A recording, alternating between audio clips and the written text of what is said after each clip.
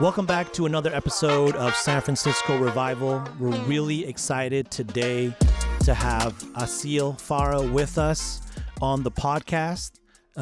We are shooting here actually at Hema Yemeni Coffee and Tea on 9th Street, kind of on the edge of TL and the Soma. And technically, I think we're in the Soma, but I'm going to call it the edge just because both of us are TL guys over here. Really excited to have you, man. Like, you know, it's... I met you last year, and like within 10 minutes of meeting you, I was like, I got to have this guy on the podcast. You know, I met you all, you know, you were at work, you do community planning work in the Tenderloin, the neighborhood both of us grew up in. So I'm really glad to have you here. Pleasure to be here. Shout out Mission Housing. You know, I've watched several of your podcasts, so to actually be on here, views, it's an honor. There you go. Thank you for the views. Of course. You know, so you are a man of many titles. You're Immigrants' Rights Commissioner, immigrant yourself, you're urban planner, TL repper. Most importantly, well, I would say most importantly, I don't think you disagree, but you're a brand new girl dad. Yes, sir. Congratulations. Yes, sir. Thank Congratulations. How old is she? You know, she is almost 2 months old. It's been a blessing. I'm awake when people are asleep and asleep when people are awake. Yeah. You know, it's changed the whole sleeping schedule for sure. Yeah, it does. But you look good, man. Your eyes look good. No big bags under there. So you straight. That's good, yo. That's, you know, I've been a dad for about a year, 13 months. It's a big change. Yep. It's a big change. And it's twins, right? Yeah. We have twin boys. I can't even imagine like two at once. So I mean, a lot of props to you and the mom. Yeah. Shout out to my wife. Props to her for sure. I don't know, man. It's I mean, obviously having one is, you know, it's difficult in itself, folks who are working and all that. But I mean, hopefully it's a 2-for-1 deal. We'll see what happens. But yeah, it's going to change you. It's going to change you for the better. Yeah. You know, I actually, I have 2 sons. I'm very happy. I wanted to be a girl dad first. Oh yeah. Actually, yeah. I wanted to have a girl first, and then, you know, how it turned out. Hopefully, a boy afterwards. But I'm very happy with the 2 boys I have. It's a blessing. Shout out to my sons if y'all ever watch this episode. Shout out. If they ever look back. What was my dad up to all those times? Yeah. Hopefully they do, you know? Hopefully they do. But sorry, all those titles, just want to be very clear. You're not repping Immigrants' Rights Commission today. You're not repping Planning Department or the city. You're repping yourself. Yes. A man with that experience, and the conversation will definitely include some of that, but I just want to be clear, this is Aseel Fara personal. Right on. I appreciate that. Cool. So, you know, as I mentioned before a little bit, you know, like your family emigrated here from Yemen straight to the TL. You grew up in the Tenderloin. Some of your work you do in the Tenderloin. You know, for people who only hear the TL through crisis headlines, right? They don't only talked about it through crisis headlines. What's something that they miss or overlook about our neighborhood? You know, there's a lot to say there. You know, till this day, I live in Soma, but I go to the TL to get my food, to get my haircuts. There are a lot of vibrant small businesses. You know, that if people just had known that they are there, you know, I'd imagine people from outside the TL to go inside of the TL to contribute to those businesses just in the same way that I do. You know, grew up in the TL. It has one of the highest densities of children that in San Francisco that grow up in that neighborhood, which is, you know, a large number of 3,500 children that live in there. So with all of that said, there's also a huge community that's there to serve these kids and make sure that, you know, there's pipelines to college, pipelines to success overall.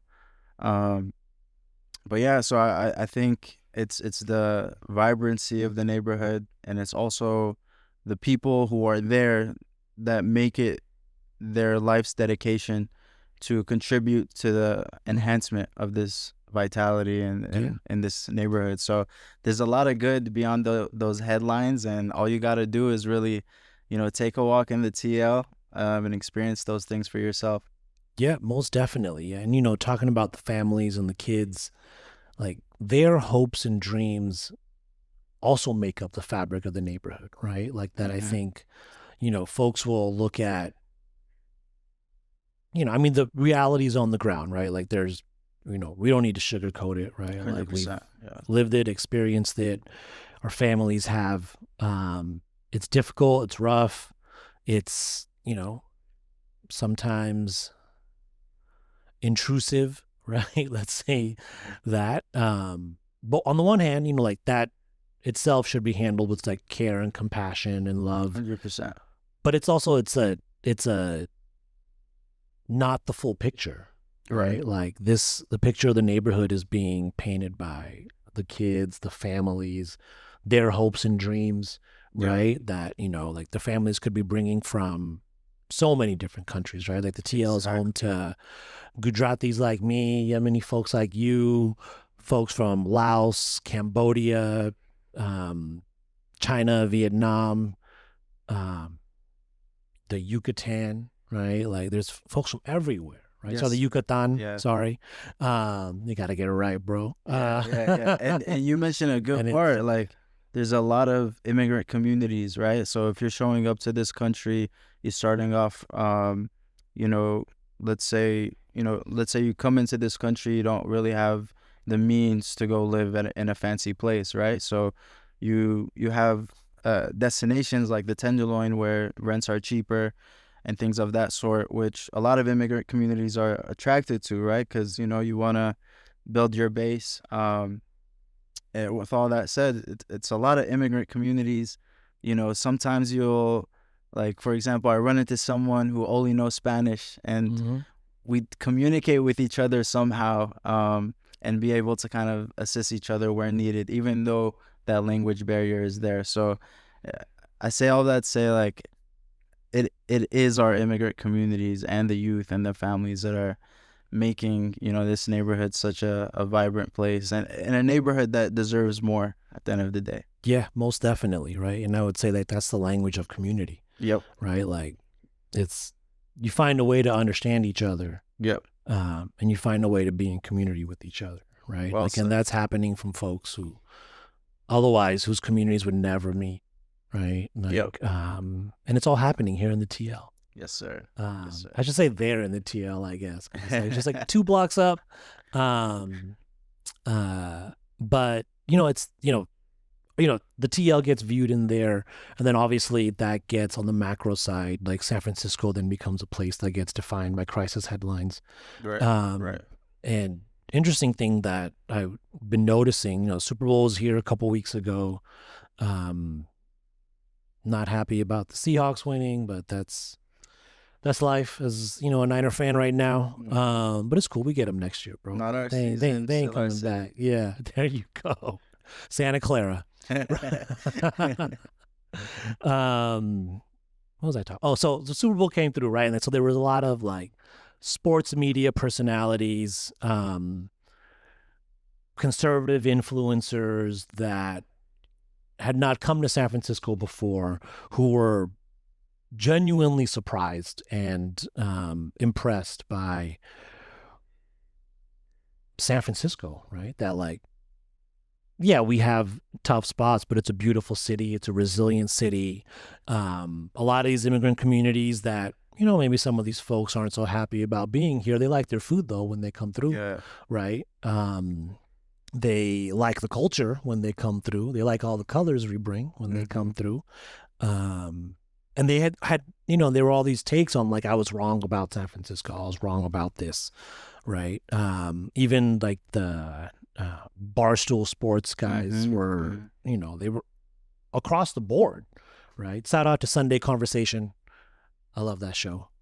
Sorry, this is more of an inside joke. But it's really good. If you ever Right watch on. Sunday Conversation, Sunday is spelled with E at the end. Okay. Know Okay. why? Like an ice cream sundae. Okay. It's hilarious, man. It's hilarious. The free plug for them. Not that they Right. need it from me, but you know, maybe they'll get a San Francisco Revival plug through, bro. We'll Right. make it happen. You We'll never make it know. happen. You never. Let's make it happen. Let's do it. But no, sorry, even like a lot of their takes were like, yo, we have to rethink how we've thought about the city, Mhm. right? And I mean, long term, I don't know if it means they're going to rethink the origins of those narratives and why they are and where they come from, and then maybe rethink the sources. But I don't know. It felt a little partially complicated, but a little nice. Mhm. That folks were like, I thought this place was going to be a hellhole. But when I came through, you know, Yeah. I loved it. I fell in love. Yeah, yeah. I mean, you raise a good point. We definitely have our challenges, and I believe we're making really good strides to making things better. Um, but I can't imagine myself living anywhere else. Honestly, I think the diversity in this city is something that I'm extremely in love with. Just being able to walk the streets and see a lot of people of color, um, you know, engaging with each other in different formats. But then the other thing is, like, we have so many nice views here. Like, whichever direction you go to, go to Twin Peaks. Look at the view of Market Street from Twin Peaks, or Mhm. go to the Palace of Fine Arts. Check out the history, or our downtown, also a very amazing spot where I'm seeing more and more foot traffic start to progress. So there's a lot of things that make San Francisco great, and for the people that do have those negative perspectives, a lot of those are because of what they've been hearing on the news, right? But what I say to those people is, like, come to San Francisco, check out the views, check out the restaurants, the museums. I don't know if folks have been to the Legion of Honor, but you literally, like, you can have this portrait that can have you staring at it for a good 30 minutes, right? Just because it's so magnificent. So we definitely do have, a strong core as a city, and folks just need to come here and experience it themselves. 100%. You heard it here first. Yep. San Francisco's newest tourism director. Unofficial. Come through. Aseel will take you around. Why not? Get some coffee. Got some hot chocolate. Yes, sir. Just want to say the Dubai chocolate coffee here is bomb. I still need to try that. It's bomb, bro. Yeah. You've been stuck on that hot chocolate for a while. I tend to begin addiction. It's the only thing I've ever seen you order here. Literally, like, I go there and they don't even ask me what I needed, It's just like, okay, the usual. Bro, have you seen what they have here? I was gonna do this later on in the episode, but we're just gonna do it right now. Okay. Free. Have you seen their brown sugar butter latte? Have you Brown seen this? sugar butter latte? You gotta give this a try. So I was talking to this man. Have you seen the brown sugar butter latte? It's first time looking at that. They got some cinnamon, some dates on the bottom. I bet you it's good. We'll get some on the way out, baby. We'll get some on the way out. Shout out Hema. Shout out to Hema. Thank you guys so much for having us. There you go. Let's put that back. Another food shout out for Hema coming out towards the end of the episode. Yep. Well deserved. We got this promo here. All right, sorry. Let's go back to the TL. Mm-hmm. So, like, what memories or experiences from that time of growing up as a semi-young kid in the Tenderloin, Right. Like, what has stuck with you the most? And, like, how do you think growing up there specifically has shaped you, and how you see San Francisco today? Yeah. I grew up on Turk and Hyde, and that used to be the epicenter of the open air drug market at the time when I used to live there. So, which meant that just going downstairs my apartment, had to walk through open air drug market just to get to school, and this was done on a daily basis. And a lot of people see struggle as something negative, but it really made me the man that I am today. Like, I'll say this with confidence: Tenderloin youth are built different. You know, they're just built different. Yeah, we are. Exactly. You said it, bro. You said it. TL youth. So, with that said, able to be resilient, rise through any challenge, be able to talk to anybody, and then at the same time really makes you curious growing up, kind of asking the right questions, like, why are the things the way that they are. So I grew up very curious and asking questions, which kind of led me to take on the fields that I'm taking on now. But we had a community even as youth. Like, there's a community which we see, which is vast, but the youth themselves also create communities, and create structures of communication and getting places together. And that's something that I also had. And a lot of my close friends actually, I'd kind of open my window, yell, and, across the street, they'll open their window and yell, as like signals. But I think for me, the places that really contributed a lot to my life were, number one, the Tenderloin Recreation Center. So public space, open, didn't need to sign anything to get in. It was always there when I needed it. And, a lot of the buildings in the TL are, studios, one bedroom apartments, which make these open spaces even more needed even more. So with that said, we had a structure where we'd know, at 5 p.m. after school, we all meet at the TL Rec. This is before we had phones. So, and then we all knew in the morning, right? We'd meet up at in front of the TL Rec, take the 38 together to get to school. So it was always an environment that was relied on having that sense of community. And, as I grew up, that sense of community has only grown. So, despite the challenges, I'm happy my parents, immigrated and chose the TL. Fallen in love with the neighborhood, and I wouldn't change a thing. Yeah. I mean, you said it. You said it again. It's, it's one thing I tell I say it, and then my wife doesn't necessarily like it all the time. Yeah. I say it so much, but I say, like, we're very familiar with the pavement, right? And it's the TL pavement, so there's a lot of stuff on it. Yep. There's smells and stains that ain't never coming out. But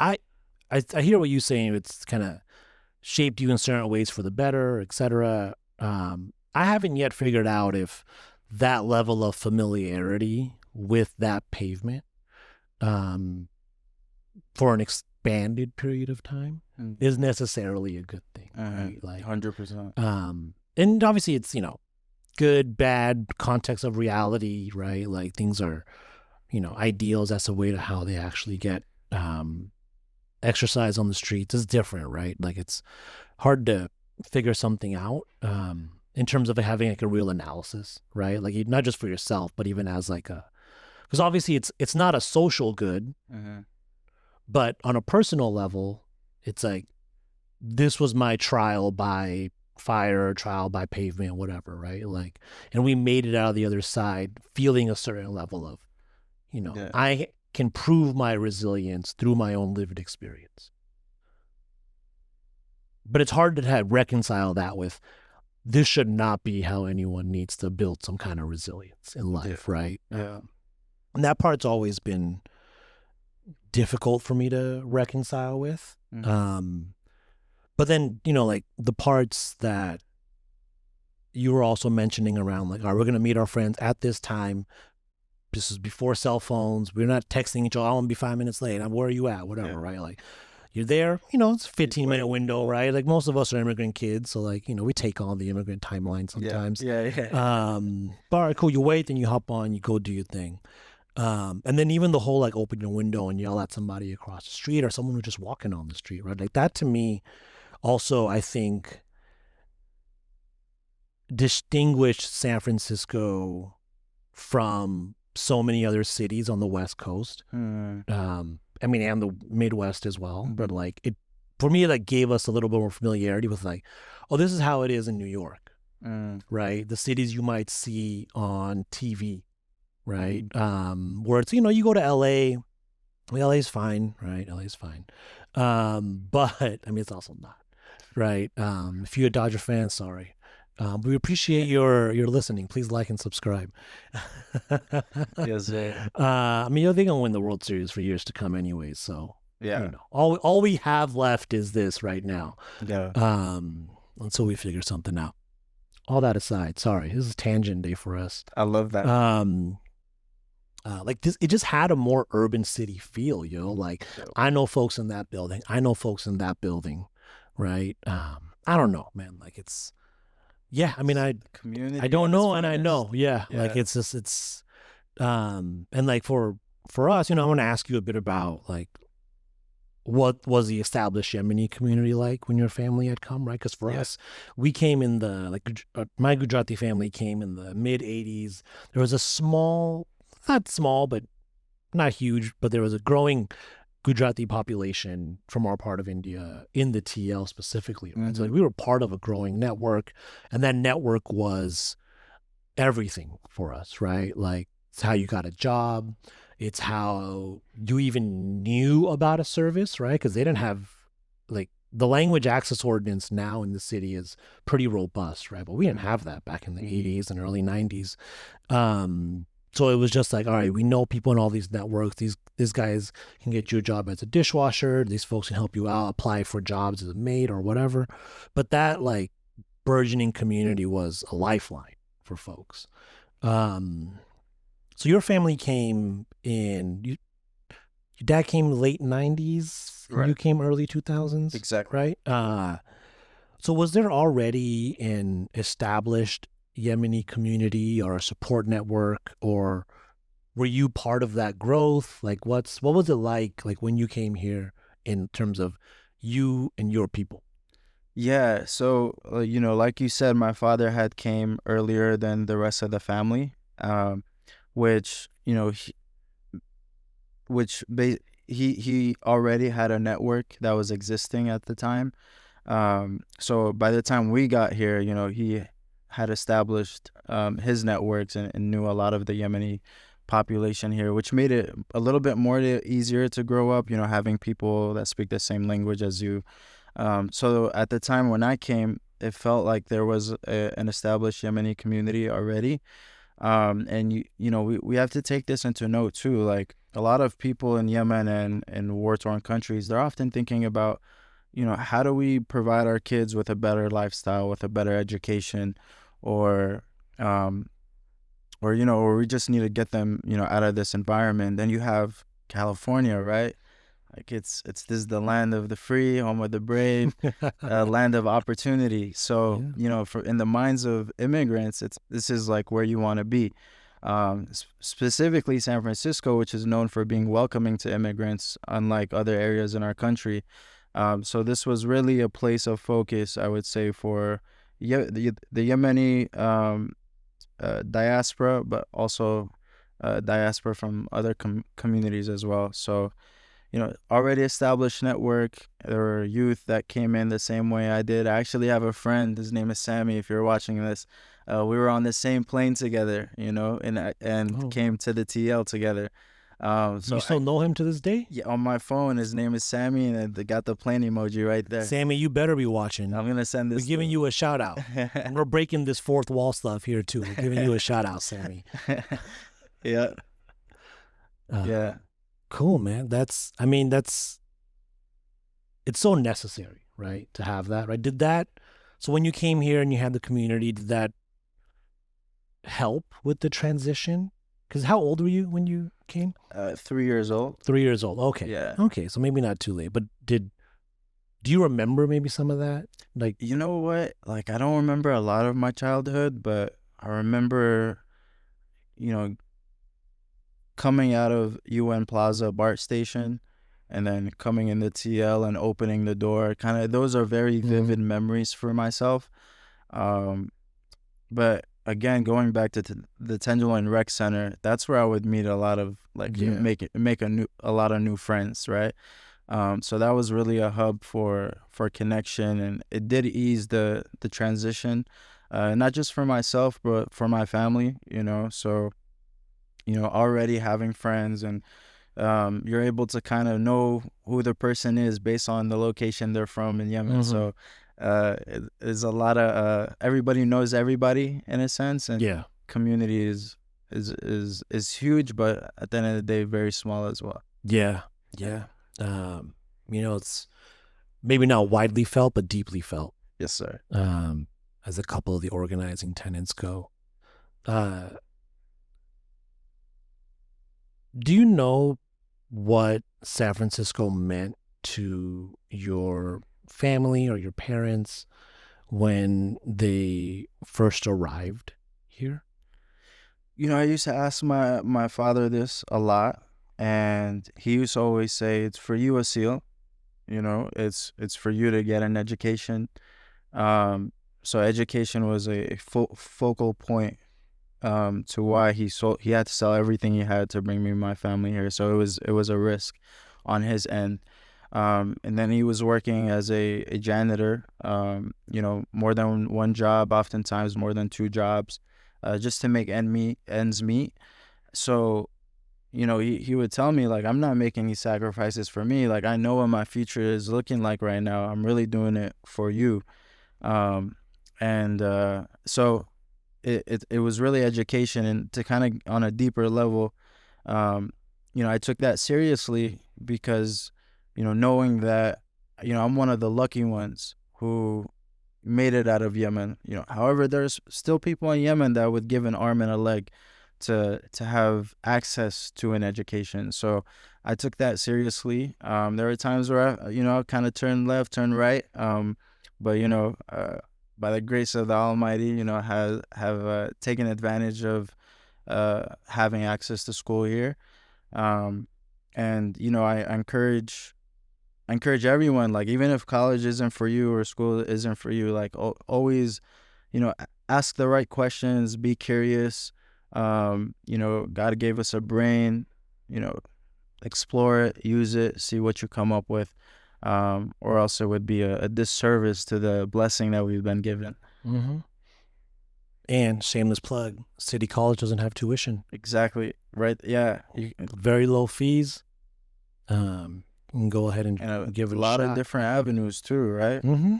Yeah, it doesn't even have to be a degree. You can go to a trade program through Mhm. City College and stuff too. Going back a little bit to you talking about the sacrifices your dad had to make to come here, him communicating that was, that was for you, your family, the future. Did that ever feel like pressure?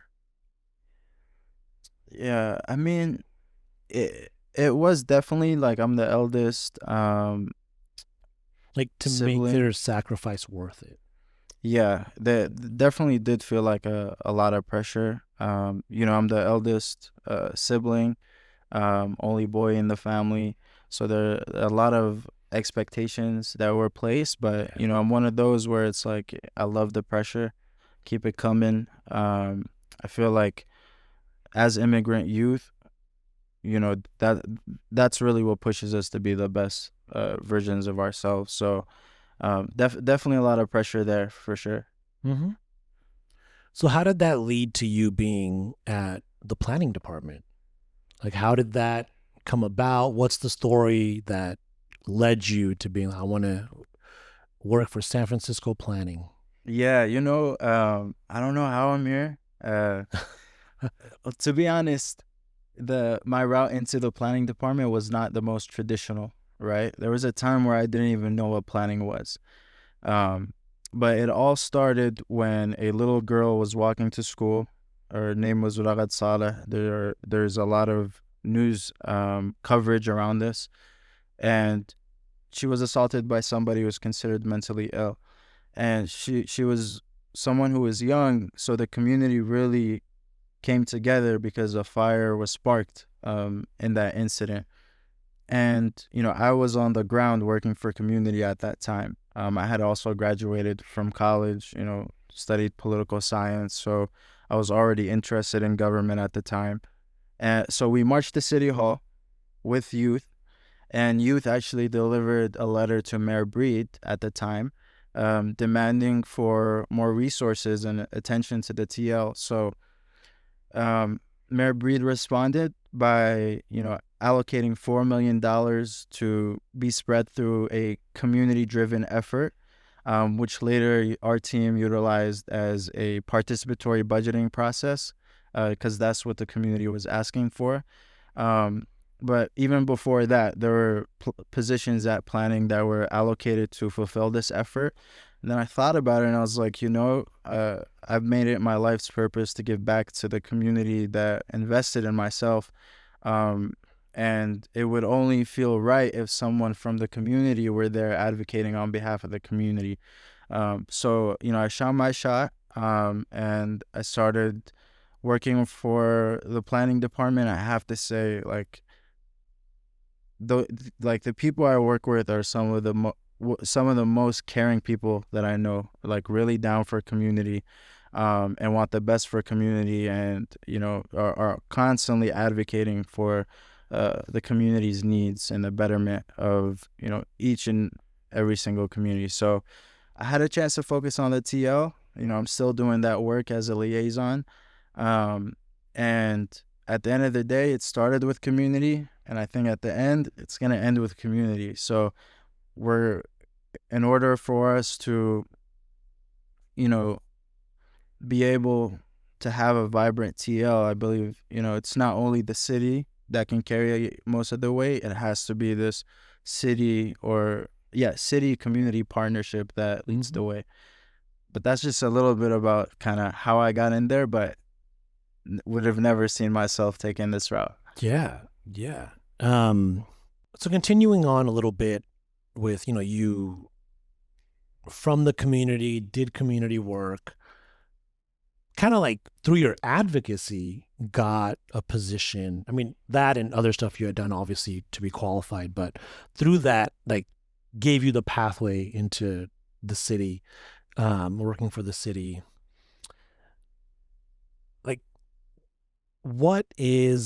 Do you think there are benefits? Do you think this is the example to follow for a local government staff to reflect the population of those it's governing?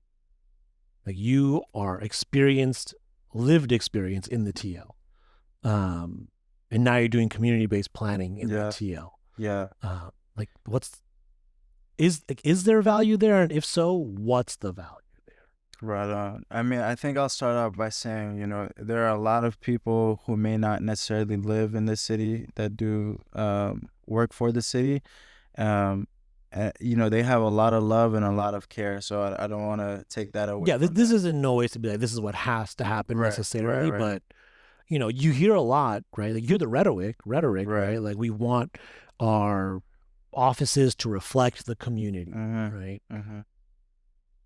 I mean, it sucks that it's a little more rare than we want it to be, but you're a rare example of that. Right. Right. Yeah. Right. So with that said, there is a lot of value from having people from the community work for the community at the end of the day. Trust is something that's built over time, and has to be earned. And, there's a lot of distrust sometimes between community members and people, local government or just government at large. And I understand that, right? But what we're trying to do here is really build a partnership where it's both parties, the community and the city, working together to fulfill the needs of the community. So having already, for example, established relationships really help. Establish trust even better. These things take a lot of time, and if you have someone, let's say, for example, in my case, a person of color, serving a community where there's a lot of people of color, right? I'm able to connect with them in a way where it's like, yo, I've been there before.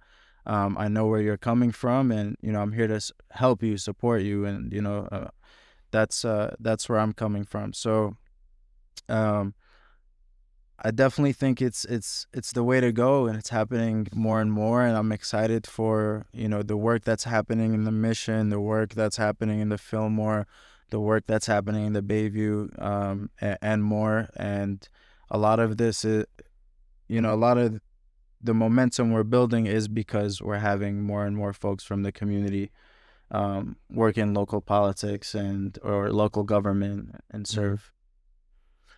Is that necessary to give any city policy the level of equity that they claim to want to put in every city policy? Is it necessary for like the staffing to reflect the communities, but also the processes to reflect the communities in order to give like some density or value to the term equity that gets tossed on with every single initiative, right? Not just in San Francisco, but in a lot of places, right? Like equity's etched in the stone, but can I see it in hiring practices? Right. Is what you're doing giving meaning to that, like in the work? 100%, 100%. And I think it's a value. It's there's a balance of sometimes I feel like a translator, right? I'm translating urgency from the community to the city, and I'm translating process from the city to the community, right? Mm-hmm. So it's this urgency plus what's the process, right? Because oftentimes we'll get let's say the community wants a grocery store, right? So they're expressing their urgency, but sometimes they may not know the process for getting that done, right? So that's where we can help, is really helping identify what the process is, being able to build that community capacity. If there isn't community capacity there, we can connect to resources and things of that sort. But it definitely does add value when we look at equity, for sure.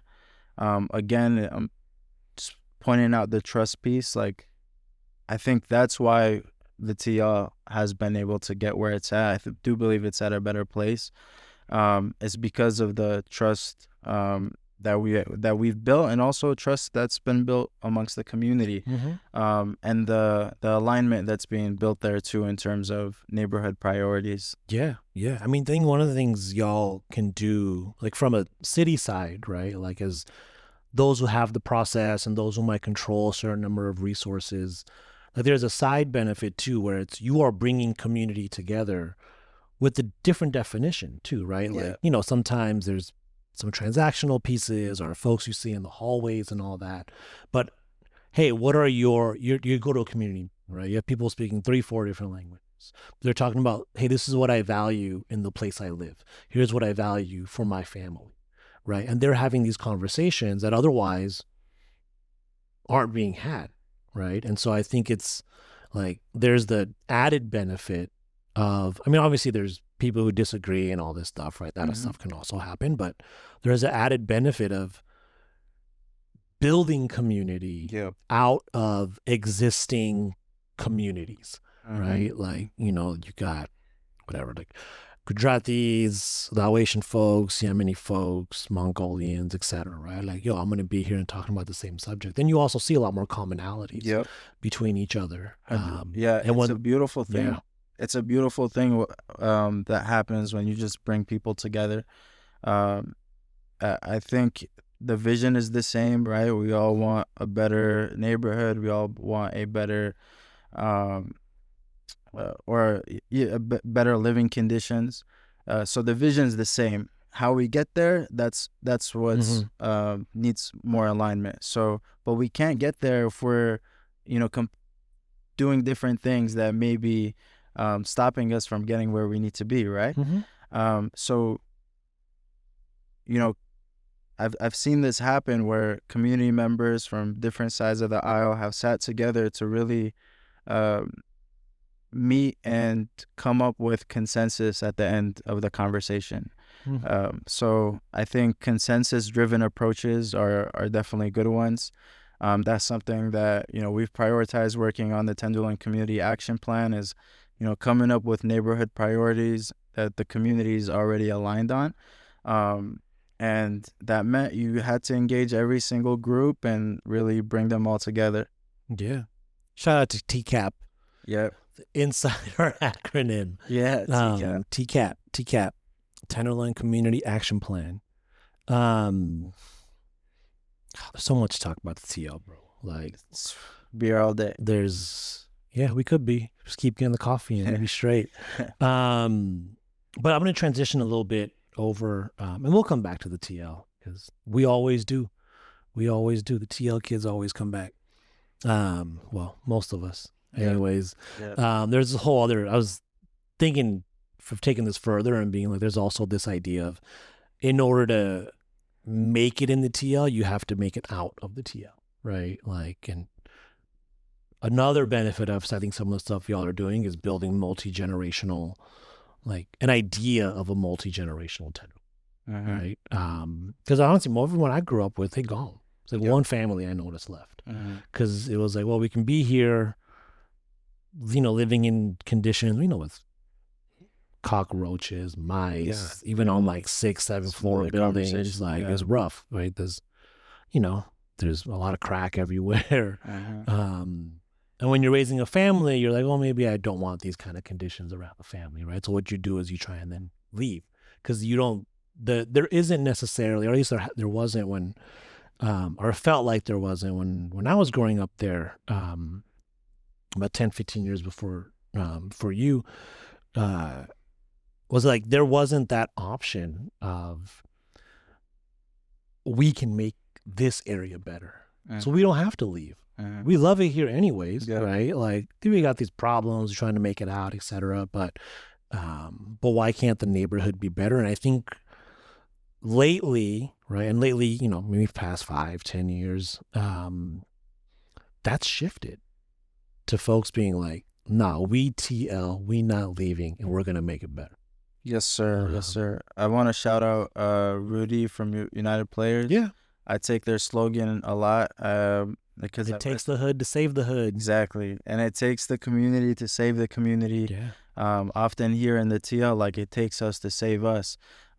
So it's really like, if we're going to get better as a neighborhood, the community is going to be a key driver. I already know that. It has to be. They have to. But also, otherwise it's imposed. Exactly. And it's not then a community, like, benefit because it ain't chosen by the community in the same ways. It's not values aligned. Right. All right. So, see, I said I was going to move away from the TL and I got right back in. Can't leave it. So you also serve on the Immigrants' Rights Commission. Right. So for folks who don't know, what is the Immigrant Rights Commission?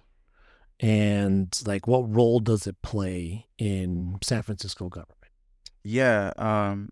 So the Immigrant Rights Commission is a body of individuals who are connected to the city. Some of them are appointed by the mayor. Others are appointed by the Board of Supervisors.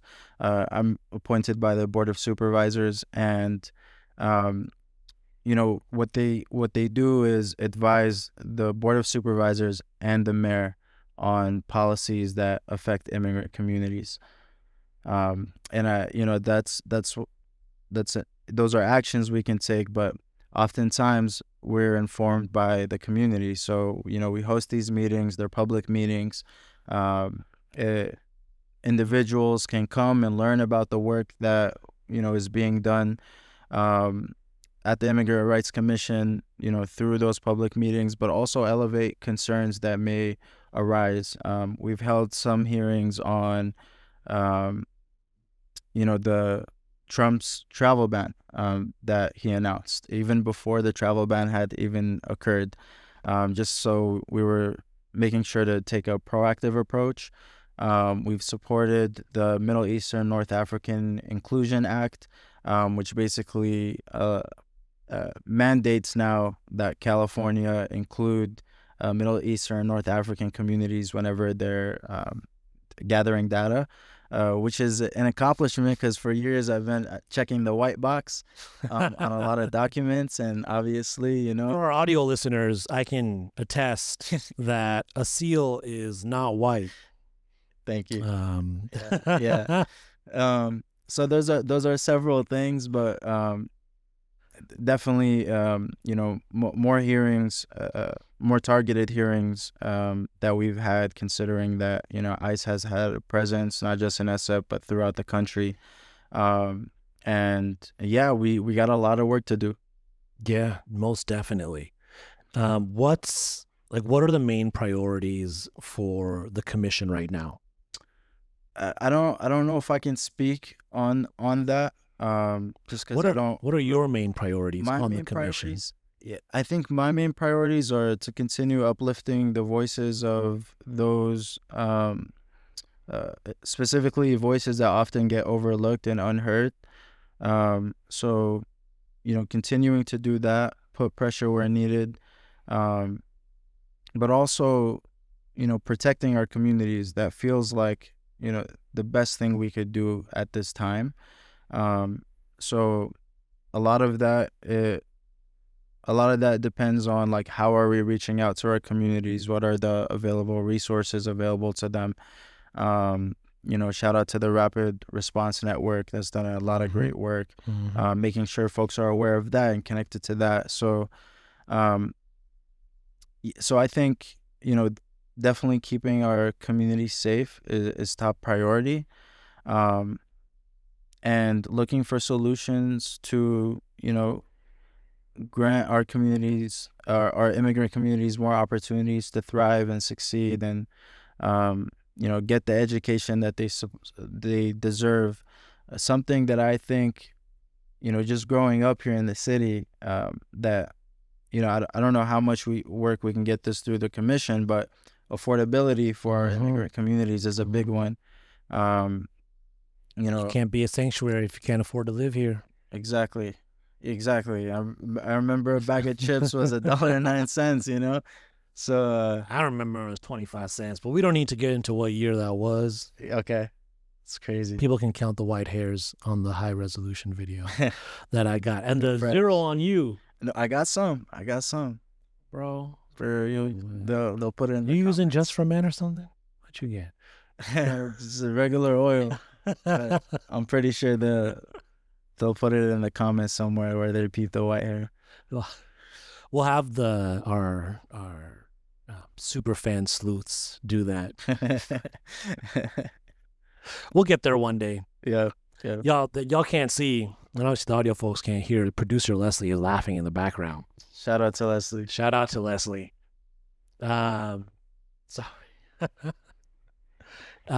So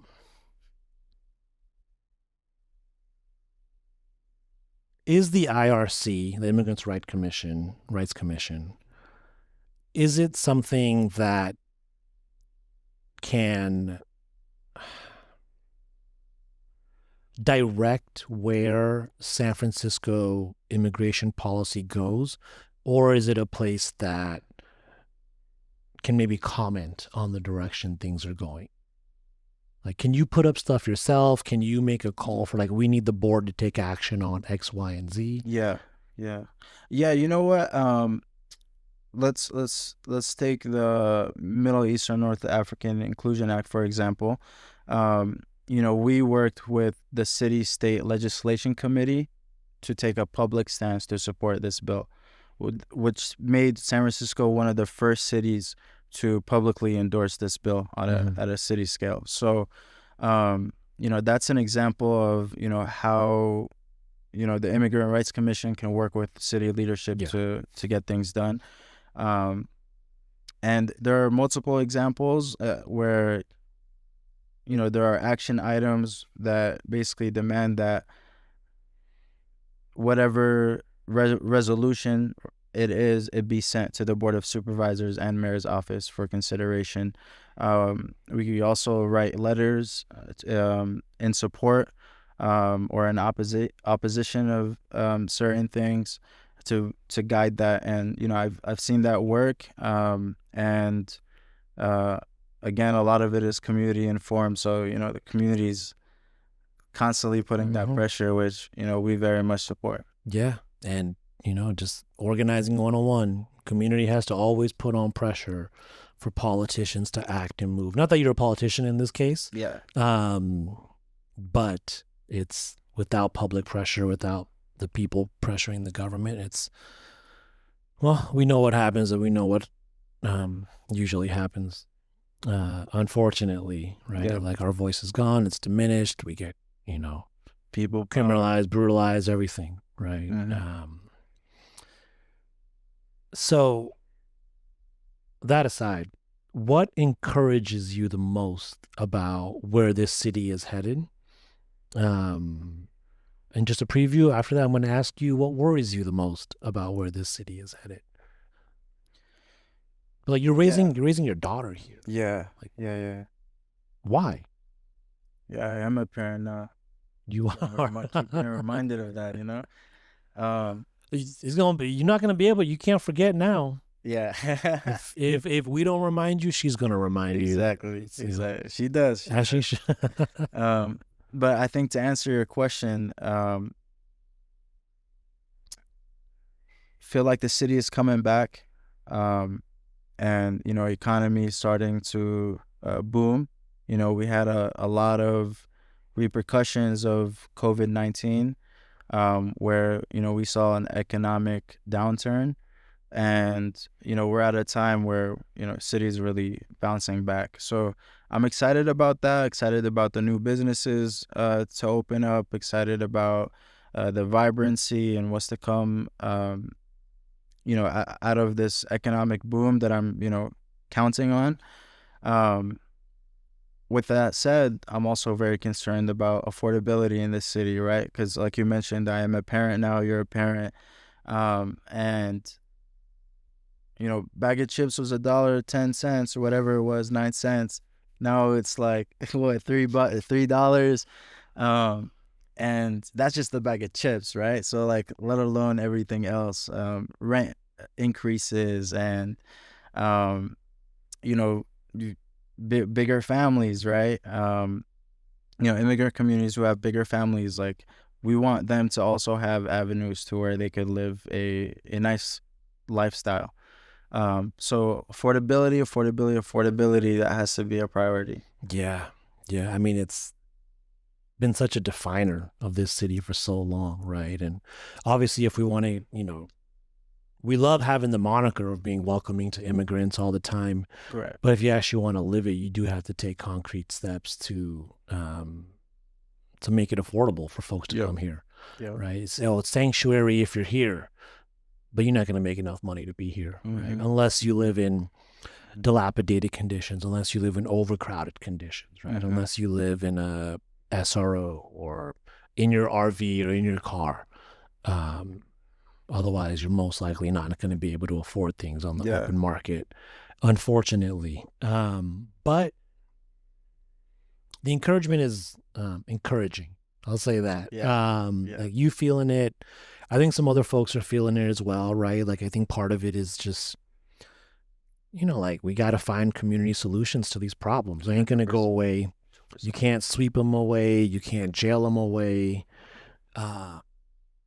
You got to build a lot of affordable housing. You got to increase stuff into mental health services, and you got to help folks out, right? It has to be from a place of care, and it has to be from a place of care. Yeah. And as long as we can keep going that route, then I think, or at least get back on that route. I don't know if we're on it right now. Yeah. Fully.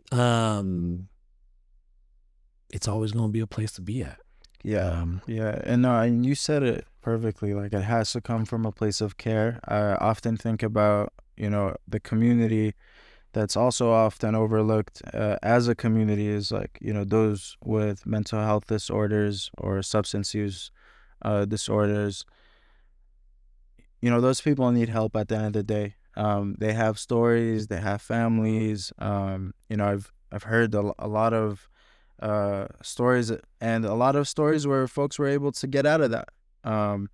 And it's very inspiring. But at the end of the day, we need to help those people, right? Because if it were you, even though you may not be calling for help, I think that the situation itself is a call for help, and we need to enter it with care and love and, you know, all that we got. I mean, what's that saying?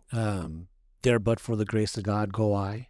Yep. Right? You know, whatever folks might believe, it's there but X, Y, and Z circumstances, right? One person losing a job, you not having a paycheck for a little bit, and this is where you at. Yeah. Right? Or even folks, you know, you get a injury and you're prescribed certain prescription pills and opioids and stuff. These are highly addictive substances, right? Yeah. Like our bodies are not different than anybody else's bodies. Right. You get addicted to things. Right. And desperation kicks in. And also, you know, it's a disease, right? Addiction is a disease. And you can't, like, what are you going to do? You can criminalize folks for this stuff? Like, and seal their fate on the streets? I don't know. But I do want to end on a little bit of a warmer note than that, even though, you know, like some of that's it's just real, right? Yeah. Like the world is a real place and the city is a real place, and real is hard sometimes. So with that said, looking back at a young Aseel, looking even further back, if you're looking at a young Chidag, young Leslie over here, what do you want young immigrants, children of immigrants, young people of color, kids growing up in San Francisco, what do you want them to know about their place in this city? You know, first, I want to say that, you know, you're the next generation. You know, we're really depending on you all to make this city even more better. And life's gonna beat you down. You know, you're gonna be challenged with you know, different adversities that are gonna come your way, but you gotta keep coming back up. And you know, you have to be resilient in this life. So, and then always come at it from a humble standpoint. You know, there are folks that are in war-torn countries that would love to be in your position. Again, I said this earlier, education. That's going to be the thing that really enhances you as a person who is developing, but also the people around you. And if school's not for you, all I'm asking is like you be curious, you ask the right questions, and give back to your community at the end of the day, right? You know, don't just forget about your community, but come back to it, give back to it. It's going to inspire others to do the same. Yeah, most definitely. Well said. Thank you so much, Aseel, for that message. I don't want you to answer this question, but you've been talking about there are folks in war-torn countries who want to be here. Yeah. Sometimes I wonder, this is not something you need to answer. Yeah. But what if that country is war-torn because of United States foreign policy? We do not need to answer that question. That's just a question we're going to put out there. Great question. Thank you all so much. Great Please, question. if you enjoyed this interview, like, subscribe. Yes. Big shout out to Hema Yemeni Coffee and Tea. Hot chocolate's on point. Tea is on point. Coffee's on point. Food is on point. Leslie had some food last time. It was great. Dubai chocolate coffee. Come through and get it. And they also have Yemen's favorite dish. Yes. Can you explain what this is? Yes, I'm actually going to have it right after this. But there's honey on top of it. It's bread with a lot of layers. There's probably like 24 different layers in this. It takes a few hours, sometimes even a day to fully cook. You have it with some nice tea or hot chocolate. You know, I'm a hot chocolate type of guy. But yeah, some of the best thing. How do you pronounce that? So what do people need to know what to say when they're ordering? Sabaya. Sabaya. Sabaya. Yeah. All right. It's soft and buttery inside, flaky and crispy top. Just like us. There you go. And with that, we'll see y'all. Hema Yemeni Coffee and Tea. Thank y'all so much on 9th Street, San Francisco. They also got a Berkeley location. Make sure you check it out. Served all day until sold out. Let's do it. And with that, Aseel, thank you so much. Appreciate this. And Thanks, that Leslie. was San Francisco Revival. Right on.